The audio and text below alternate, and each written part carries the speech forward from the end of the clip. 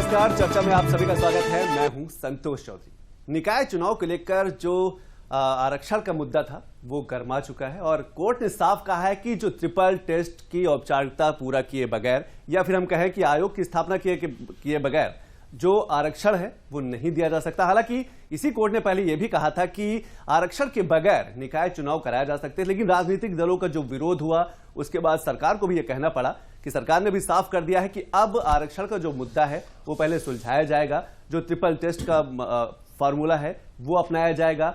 आयोग की जो बात हो रही है, पिछड़े वर्ग के आयोग की जो बात हो रही है, उसके बाद ही निकाय चुनाव कराए जाएंगे।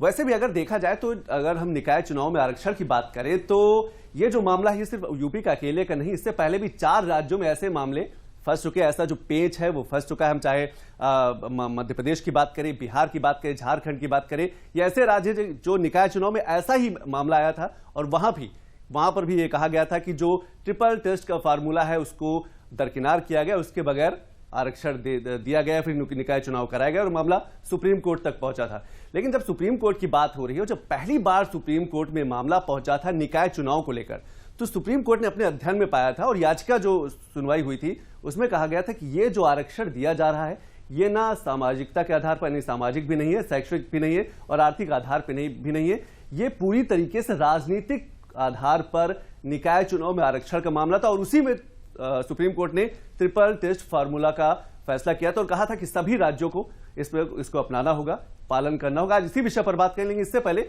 एक रिपोर्ट देख लेते हैं और रिपोर्ट देखने के बाद समझने की कोशिश करते हैं कि क्या कुछ पूरा मामला है। कोर्ट ने जो कहा है, हालांकि सरकार मान गई है, सरकार ने कहा है कि अब ट्रिपल टेस्ट फार्मूला लागू होगा, आयोग बनेगा, उसके बाद ही आरक्षण के बाद ही निकाय चुनाव कराए जाएंगे। लेकिन सबसे पहले एक रिपोर्ट देख लेते हैं।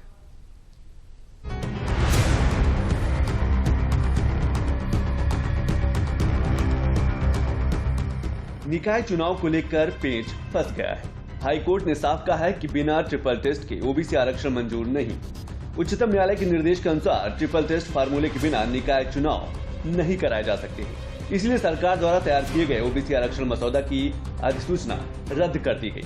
कोर्ट ने कहा कि बगैर ट्रिपल टेस्ट की औपचारिकता पूरी किए ओबीसी को कोई आरक्षण नहीं दिया जाएगा। क्योंकि नगर पालिकाओं का कार्यकाल खत्म हो चुका है, ऐसे में राज्य सरकार, राज्य निर्वाचन आयोग तत्काल चुनाव अधिसूचित करेंगे।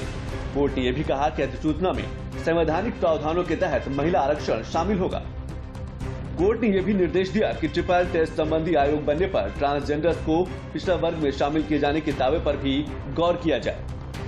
और इंडियन कॉन्स्टिट्यूशन में बैकवर्ड्स कम्युनिटी के लिए 27% रिजर्वेशन मेंशन है। तो सरकार निश्चित है वो चाहेगी कि बैकवर्ड्स कम्युनिटीज को उनके राइट्स मिलें, और राइट्स मिलें तो सुप्रीम कोर्ट का रास्ता अपनाना है अथवा आयोग बना के उत्तर प्रदेश में जो ट्रिपल सिस्टम है उसको फॉलो करना है। कैसे मतलब थोड़ा बड़ा मुद्दा है। आइए एक नजर डालते हैं कि क्या है आरक्षण का ट्रिपल टेस्ट फार्मूला।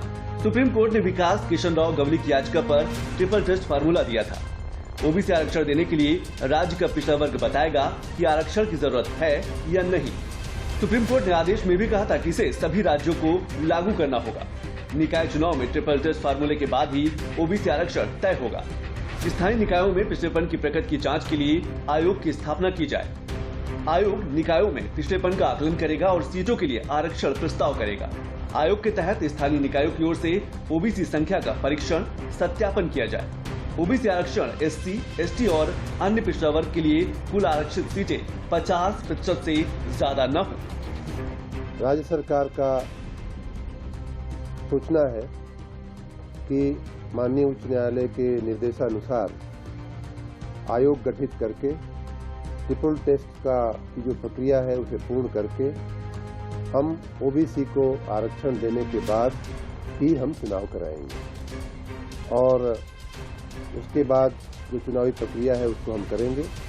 हम इसके कानूनी पहलुओं को और भी हम गंभीरता से, गहराई से अध्ययन कर रहे हैं और अगर आवश्यक होगा तो हम सुप्रीम कोर्ट भी जाएंगे। 5 दिसंबर को यूपी सरकार ने नगर निकाय चुनाव के लिए आरक्षण की अधिसूचना जारी की थी। मुद्दा यहीं से गर्मा गया था। विपक्षी नहीं, सरकार की सहयोगी दलों ने भी इस पर आपत्ति दर्ज करानी शुरू कर दी और धीरे धीरे विपक्ष हमलावर हो गया। सरकार ने हाईकोर्ट में जवाब दिया और कहा कि 2017 को विस्तृत प्रक्रिया के साथ निकाय चुनाव के लिए ओबीसी आबादी की पहचान के लिए दिशा निर्देश जारी किए थे, जो ट्रिपल टेस्ट फार्मूले की पहली शर्त है। इसके बाद ओबीसी के आनुपातिक आरक्षण के नियम को यूपी सरकार सख्ती से पालन कर रही है। सरकार ने यह भी कहा कि 50% से ज्यादा आरक्षण न दिए जाने के सुप्रीम कोर्ट के निर्देश का भी सख्ती से पालन किया जा रहा है। ट्रिपल टेस्ट को लेकर यूपी में ही नहीं, इससे पहले 4 राज्य मध्य प्रदेश, महाराष्ट्र, बिहार और झारखंड में भी ऐसा ही विवाद हो चुका है। Bureau report, Doordarshan news, Lucknow. तो निकाय चुनाव में आरक्षण को लेकर मध्य प्रदेश, बिहार, झारखंड ऐसे कई राज्य यानी कि 4 राज्य हैं जहां पर ऐसे मामला जो ऐसा पेच है वो फंस चुका है। लेकिन उत्तर प्रदेश में कोर्ट ने कह दिया है कि अब ट्रिपल टेस्ट फार्मूला लागू होगा, उसके बाद आयोग का गठन होगा और सरकार भी तैयार है कि ट्रिपल टेस्ट फार्मूला के बाद, आयोग के गठन के बाद, उसके सर्वे के बाद ही आरक्षण दिया जाएगा, उसके बाद भी निकाय चुनाव कराया जाएगा। आज इसी विषय पर बात करेंगे। इस विषय पर बात करने के लिए 2 खास मेहमान, उनका हम परिचय करा दें। हमारे साथ चंद्रभूषण पांडे जी हैं, पूर्व न्यायाधीश हैं, इसके साथ साथ राजीव रंजन सिंह जी हैं, वरिष्ठ पत्रकार हैं। आप दोनों मेहमानों का हमारे कार्यक्रम में स्वागत। और चंद्रभूषण पांडे जी, मैं सबसे पहले यही समझना चाहता हूं कि 93 याचिकाएं पहुंचती हैं और लोगों की, कुछ याचिकाकर्ताओं की अपनी अपनी मांग रहती है। क्या वो मांगने गए थे? मैं पूरा ये समझना चाहता हूं कि उनकी मांग क्या थी और कोर्ट का जो फैसला आया है उससे कितनी बड़ी उनको राहत मिली है? उनकी यही मांग थी कि बिना ट्रिपल टेस्ट कराए हुए, ठीक है, आप बैकवर्ड के लिए आरक्षण निश्चित नहीं कर सकते। और इसको कोर्ट ने मान लिया कि ट्रिपल टेस्ट नहीं हुआ है और इसलिए बैकवर्ड को आरक्षण देने की बात ओबीसी को, बैकवर्ड का मतलब ओबीसी को आरक्षण जो निश्चित किया गया, उनके लिए जो दिया गया है वो सब संवैधानिक नहीं है और इसलिए कोर्ट ने उसको रद्द कर दिया। तो जो लोग याचिकाकर्ता गए थे, मैं समझता हूं उन लोगों को तो अपने काम में सफलता मिली है और उन लोगों ने अपना बैकवर्ड के आरक्षण को खत्म करा दिया। जी बिल्कुल। राजीव जी, 4 राज्यों में इससे पहले भी ऐसे ही मामले आ चुके हैं। अब आपको क्या लगता है कि क्या आपको लगता है इससे काफी अब विलंब हो सकता है निकाय चुनाव को लेकर? जो लोगों ने तैयारियां भी शुरू करती थी, काफी इंतजार था उनको, लेकिन अब काफी लंबा खींचेगा मामला। देखिए, आपका जो पहला सवाल है, निश्चित तौर पर अब विलंब होगा।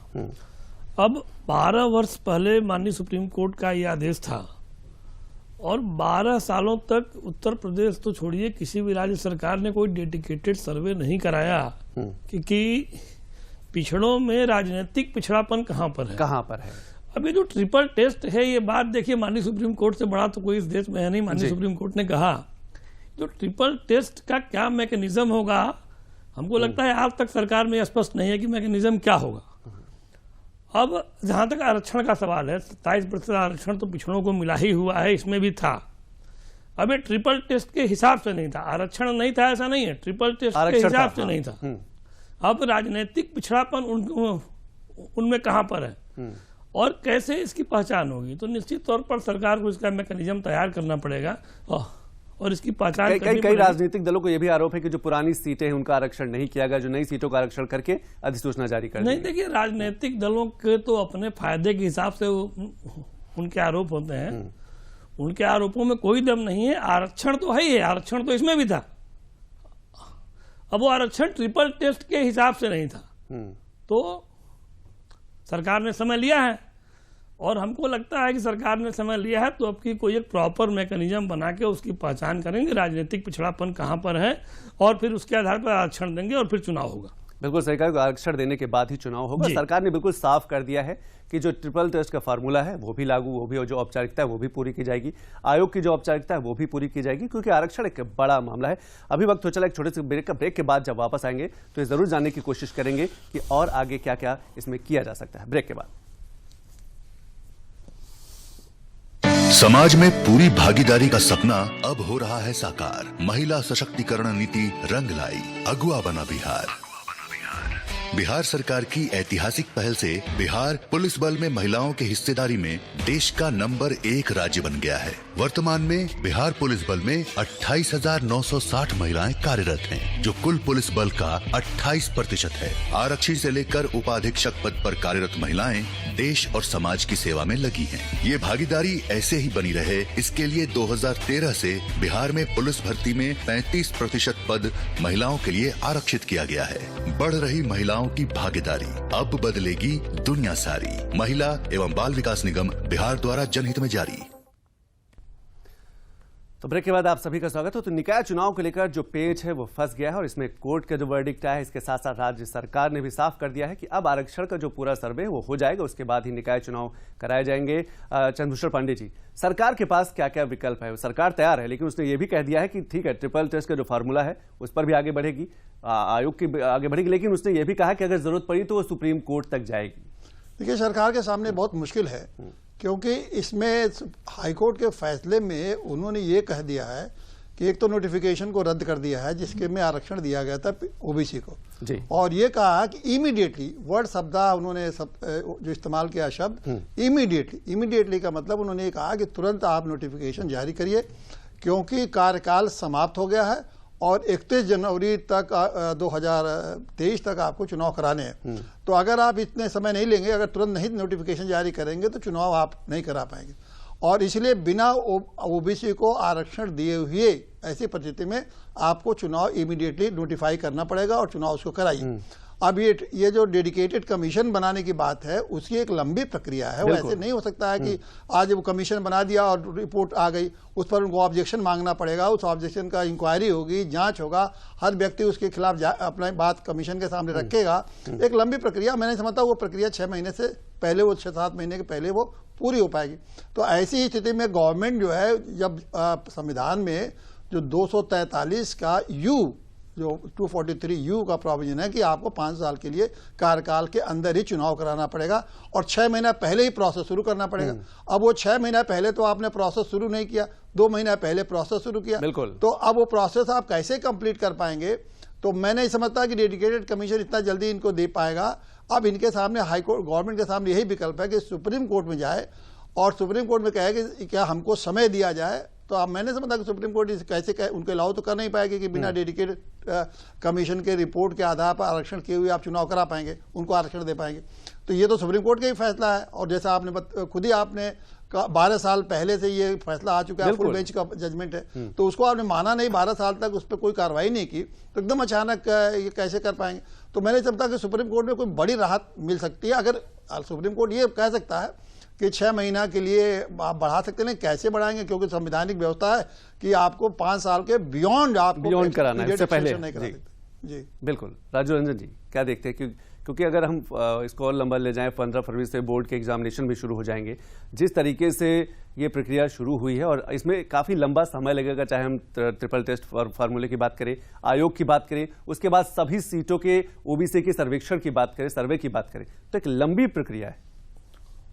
पांडे जी जो बोल रहे थे, मैं उनकी बात से पूरी तरह से सहमत हूं कि कम से कम 6 महीने का समय लगेगा अगर वो रैपिड कमीशन बनाया गया तो। अब वो कमीशन बनेगा, कमीशन के सामने आपत्तियां आएंगी, तमाम मामले आएंगे, और सुप्रीम कोर्ट का जहां तक आदेश है कि चुनाव नहीं, हाई कोर्ट का जहां तक आदेश है कि चुनाव 31 तारीख से पहले करा लिया जाए, 31। तो हाई कोर्ट का जो आदेश है, हाई कोर्ट के आदेश के हिसाब से सरकार के पास कोई विकल्प नहीं है सुप्रीम कोर्ट जाने के अलावा। और अगर सुप्रीम कोर्ट से उनको रिलीफ मिलता है तो ठीक है, नहीं तो फिर आरक्षण का जो प्रक्रिया भी अपनाई गई, इसी पे चुनाव संभव है। और अगर चुनाव को आगे कराना है तो निश्चित तौर पर रिपीट सर्वे करा के जो भी सर्वे होगा उसके आधार पर कराएंगे। राजीव जी, क्या आपको लगता है कि जल्दबाजी हो गई जो अधिकारी इससे जुड़े? हम लोगों का जब अनुमान है तो निश्चित तौर पर उनको भी अनुमान होगा कि इस तरह से हो नहीं पाएगा। तो इसमें जल्दबाजी हुई है, लेकिन मेरी राय में इसमें रास्ता यही है कि एक बार डेडिकेटेड सर्वे हो जाए, और एक बार सर्वे हो जाएगा तो फिर आगे के चुनाव का भी रास्ता साफ हो जाएगा। बिल्कुल, आगे तो निश्चित तौर पर ऐसा ही होना चाहिए। अब इसको बार बार टालना और फिर कोर्ट जाने से कोई लाभ मिलने वाला नहीं। बिल्कुल जी। चंद्रभूषण पांडे जी, देखिए, ये जो प्लीज जी कुछ कह रहे थे जी, आप बोलिए। ये जो बैकवर्ड के बारे में, आपको आरक्षण के बारे में बता दें कि ये संविधान में पंचायतों का या लोकल बॉडीज के लिए, बैकवर्ड के लिए संविधान में कोई आरक्षण नहीं दिया गया है कि बैकवर्ड को आरक्षण दिया गया। संविधान में आरक्षण दिया गया है शेड्यूल कास्ट को और महिलाओं को। तो ये बैकवर्ड का एक प्रोविजन, इनेबलिंग प्रोविजन बनाया गया। उसमें ये लिखा गया कि वो राज्य अगर चाहे तो फिर बैकवर्ड क्लास को भी, बैकवर्ड ओबीसी को भी आरक्षण की सुविधा दे सकती है, स्थानीय निकाय में भी और पंचायतों में भी। तो ये राज्य को तय करना है ना, तो ये संवैधानिक व्यवस्था नहीं है। तो राज्य को अपने कानून से इस व्यवस्था को देना है, तो राज्य के कानून व्यवस्था से जब देना है तो उसके लिए कंडीशन लगा दिया कि ट्रिपल टेस्ट करके ही आप एक व्यवस्था दे सकते हैं। तो अगर ये संविधान बिना आरक्षण दिए हुए भी अगर राज्य सरकार चुनाव कराती है तो कोई संवैधानिक अवहेलना नहीं है। ये तो राज्य का अपना, मैं कहूँगा राज्य सरकार ने नहीं कराया इंडिकेटेड, तो राज्य सरकार कह सकती है कि चूंकि हमने नहीं कराया, हमारे पास डाटा नहीं है, तो हम इसको आरक्षण नहीं दे पाएंगे। संविधान अगर गलत सलत आरक्षण हम दे देंगे तो फिर वो संविधान सवाल ये भी कई राजनीतिक दल भी इसका विरोध कर रहे हैं, अब राजनीतिक दल भी, अब ये राजनीतिक बात, सहयोगी दल भी विरोध कर रहे हैं। बिल्कुल सही। अब बैकवर्ड का मामला है, ये नौकरियों में आरक्षण है, अन्य पंचायतों में आरक्षण है, तो वो तो यही समझते हैं ना कि जब सब जगह मुझे आरक्षण मिला हुआ है बैकवर्ड क्लास को, तो क्यों नहीं हमको निकाय में मिलना चाहिए। निकाय में मिलना चाहिए। तो अब उनके तो एक फीलिंग है ना, उनको समझते हैं कि मेरा अधिकार है चुनाव में। तो ऐसे में पिछड़ों के अधिकारों को कोई अगर हनन नहीं देगा तो उसको तो खामियाजा भुगतना ही पड़ेगा। अब विपक्ष को यह मौका मिला है कि राज्य सरकार पिछड़ों को उपेक्षा कर रही है। अगर राज्य सरकार नहीं दे पाई तो राज्य सरकार ही गलती है, तो वो ये राजनीतिक मुद्दा बनाएंगे कि राज्य सरकार सफल रही विफल रही। सरकार तो पूरी तरीके से तैयार है, सरकार तो फॉर्मूले के लिए भी तैयार है, आयोग के लिए भी तैयार है, और आरक्षण की जो सीटें सर्वे से नहीं, 4 सीटें मेयर का दे दिया तो तैयार है, उन्होंने अपना दिया। अब वो जो थोड़ी सी अधिकारियों का, मैं निश्चित रूप से उनको अधिकारियों को ये कोशिश करना चाहिए था कि पहले से सरकार के सामने बात कह देना चाहिए था कि दिक्कत हो सकती है।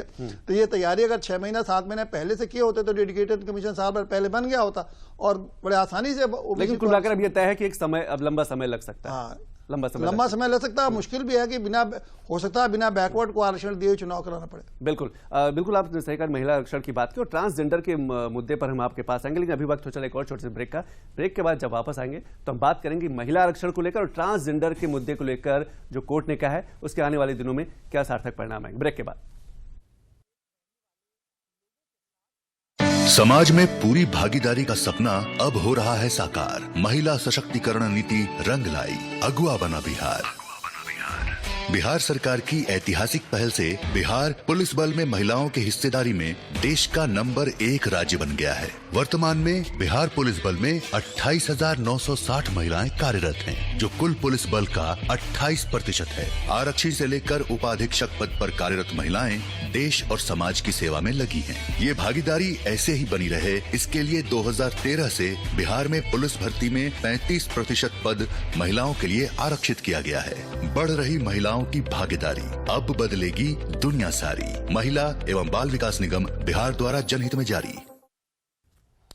ब्रेक के बाद आप सभी का स्वागत है और हम चर्चा कर रहे हैं कि निकाय चुनाव में जो आरक्षण का मुद्दा है उसको लेकर जो पेच फंस गया है, उसमें सरकार हालांकि तैयार है कि वो ट्रिपल टेस्ट फार्मूला भी अपनाएगी, आयोग का मामला भी अपनाएगी, इसके साथ साथ जरूरत पड़ी तो सुप्रीम कोर्ट तक जाएगी। चंद्रभूषण पांडे जी, इस फैसले में एक चीज और कहा गया, जैसे आपने महिला आरक्षण का जिक्र किया है, महिला आरक्षण के साथ साथ ट्रांसजेंडर को पिछड़ा वर्ग में शामिल उस दावे को भी देखने की बात कही गई है। क्या आपको लगता है आने वाले दिनों में एक बड़ा बदलाव होगा इससे? नहीं, ये हाईकोर्ट ने एक तरह से इंडिकेट किया है। देख, शेड्यूल कास्ट के मामले में जिनको आरक्षण मिला हुआ है, इसमें लोकल बॉडीज में भी, उसमें उनको आरक्षण मिला हुआ, उसमें महिलाओं को आरक्षण कहा है, उसमें शेड्यूल कास्ट में जितने भी आरक्षण में महिलाओं को भी शामिल किया गया। अब यहाँ जो ओबीसी के आरक्षण के मामले में कुछ उन्होंने लिखा नहीं है, सिर्फ इतना ही लिखा है कि ओबीसी को भी आरक्षण राज्य सरकार चाहे तो दे सकती है। तो अब उसमें राज्य सरकार किसको बैकवर्ड मानती है?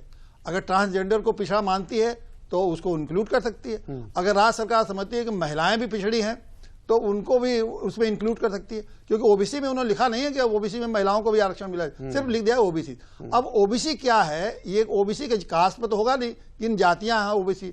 ओबीसी का एक फॉर्मूला है, ट्रिपल टेस्ट में यही कहा गया कि ओबीसी का जो आप फॉर्मूला बनाइए, जो बनाएंगे, उसमें ये आपको देखना है कि ओबीसी का क्या क्राइटेरिया होगा। अब वो क्राइटेरिया आपको तय करना है।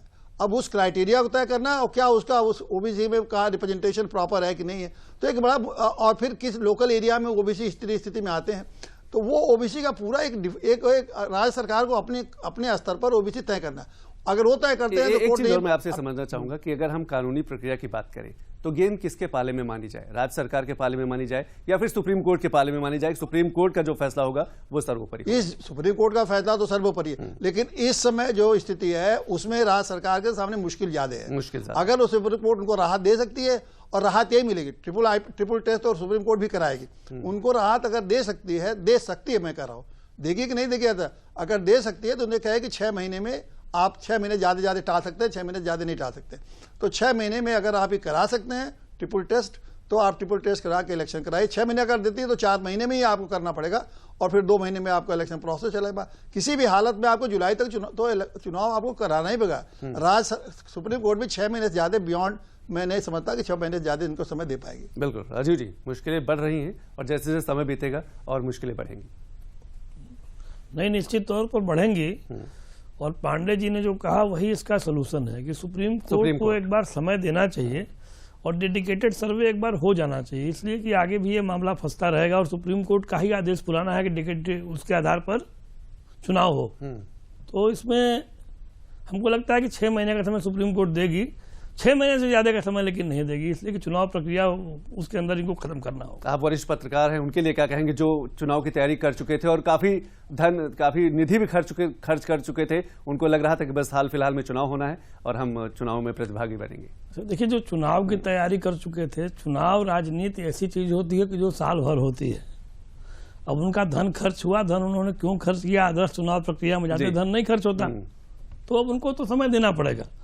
और ये राजनीति है, राजनीति साल भर पूरे जीवन चलती रहती है और राजनीतिक प्रक्रिया का पालन करें और चुनाव जब होगा तो चुनाव को लड़ें। एक चीज और मैं आपसे समझना चाहता हूं कि 2024 का चुनाव आने वाला है, क्या उसके लिए एक सेमीफाइनल की तरह था, इसीलिए ज्यादातर जो प्रत्याशी हैं, जो प्रतिभागी हैं, वो मेहनत कर रहे थे, उनको लग रहा था और इसी तरह इसीलिए 93 याचिकाएं पहुंच की राजनीतिक दलों का विरोध जो सामने आ रहा है उसके आधार पर भी यह लग रहा है कि ये सेमीफाइनल की तरह वो समझ रहे थे। नगर निकाय के जो चुनाव होते हैं उसमें हमेशा से भारतीय जनता पार्टी को एज रहा है उत्तर प्रदेश में। तो अगर ये चुनाव लोकसभा चुनाव के जितने ही करीब होंगे, निश्चित तौर पर भारतीय जनता पार्टी को ही जीत इसमें मिलने वाली है। ये आज मैं आपके स्टूडियो से बोल रहा हूं जी। तो ये चुनाव जितना ही लोकसभा चुनाव के करीब होंगे उतना ही भारतीय जनता पार्टी के ये समय बताएगा, क्योंकि अभी काफी लंबा समय है, काफी 2024 के चुनाव लेकर काफी लंबा समय है। चंद्रभूषण पांडे जी। नहीं, देखिए जी नहीं, ये है अब ये इस चुनाव में 24 के चुनाव में इसलिए महत्वपूर्ण है कि देखिए बैकवर्डों को, ये निश्चित रूप से बैकवर्डों को जो आरक्षण दिया गया है उनको खुश करने के लिए तो दिया गया है। और उत्तर प्रदेश में बैकवर्डों की पॉपुलेशन बहुत ज़्यादा है और करीब करीब वो 27% उनको रिजर्वेशन नौकरियों में और उन चीज़ों में मिला हुआ है। लेकिन उनका कहना है, बार बार कहते हैं कि हमारी संख्या 52% है। तो एकदम से उनको आरक्षण 52% अगर आरक्षण दावा करते हैं हमारी संख्या है, तो उनको अगर आप आरक्षण नहीं देंगे, और पंचायतों में मिला हुआ है, पंचायतों में उनको आरक्षण पहले से मिला हुआ है और वहाँ वो उनको उसका लाभ उठाते हैं। तो अब निगम निकाय में नहीं अगर उनको मिलेगा तो उनको तो ये बात के तकलीफ होगी, हो सकता है सरकार का नुकसान हो सकता है। तो जो 2024 में, तो इसलिए उनको देना तो पड़ेगा ही, नहीं तो पिछड़ों को नुकसान नाराज करना नहीं चाहेंगे।